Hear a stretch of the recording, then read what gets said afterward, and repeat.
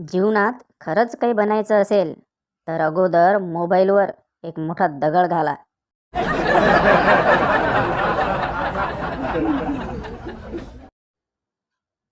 जगातील सर्वात मोठं सत्य, पातळ लोकच जाड लोकांपेक्षा जास्त खातात.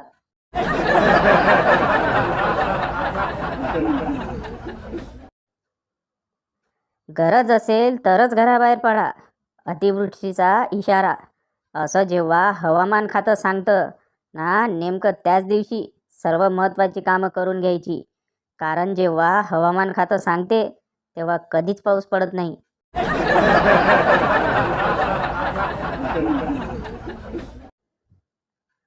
पावसाळ्यात सर्दीने गच्च झालेले नाक आणि पावसाळ्यात मुंबईतील तुंबलेले गटार, या दोघांची अवस्था एकच असते.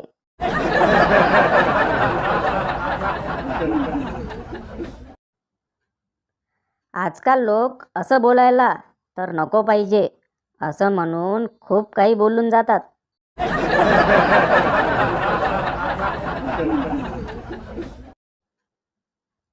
प्रेमात पडलेली मुलगी ही चिखलात बसलेल्या म्हशीसारखी असते.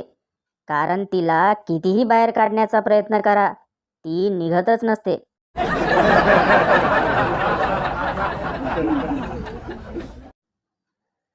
ज्यांनी तुमच्या डोळ्यात पाणी आणले आहे त्यांना तुम्ही पण दाखवून द्या की डोळे त्यांनाही आहेत. बोटच घालायचं जाऊन डोळ्यात.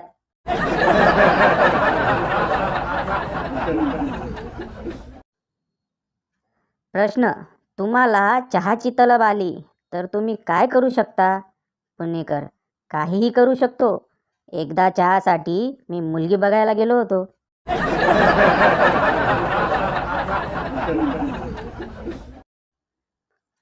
एके ठिकाणी एका खटारा गाडीची विक्री चालू असते. लोक जोरजोरात बोली लावत असतात. 10 लाख, 12 लाख, 15 लाख. बंड्या हे ऐकून अचंबित होतो आणि विचारतो, या खटारा गाडीचे एवढे पैसे का? विक्रेता: अहो, या गाडीच्या आतापर्यंत कमीत कमी 10 अपघात झाले आहेत आणि प्रत्येक वेळी नेमका बायकोचाच अपघातात मृत्यू होतो. बंड्या: 20 लाख.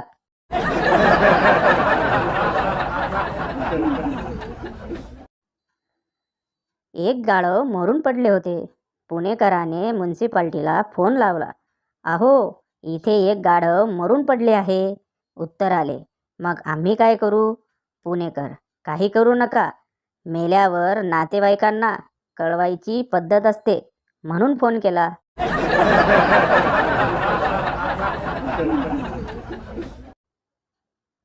नवरा: सगळ्याच बायका चुडेल असतात. बायको: म्हणजे तुम्हाला मी चुडेल आहे असं म्हणायचं आहे? नवरा: अरे नाही, तू तर राणी आहेस. बायको लाडाने: खरंच मी राणी आहे का हो? नवरा: हो, त्या सगळ्यांची.